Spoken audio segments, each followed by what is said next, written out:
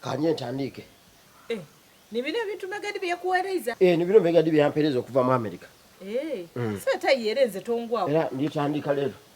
Yankobe ati muganda wange. Nakubona ngende kubitirireko. Nakati aja kumpereza engaito ni bino ntandike ng'okulumuka mu kuncho. Nsala amasavu endene kendere nkolenga mu exercise w'okuncho. Ebintu ebyo ninga bizibona bisobola. Bizibu ayenda kusobola.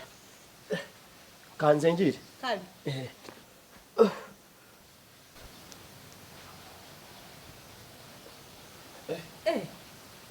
Tomaze n'olumuka? Megadi ndamu inonola. Wedamu inonola? Nti bakubinze kunjira? Tibaminze. Mbaina akatandika okulumuka ati. Naidukira ng'ebyawandiikibwa tibindikiriza.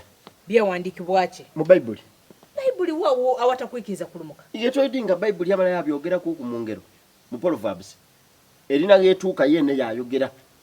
Yakoba nti ababononi balitandika okulumuka ng'embiro nga Izira na muntu ali kubabinga. Nzomwikiriza.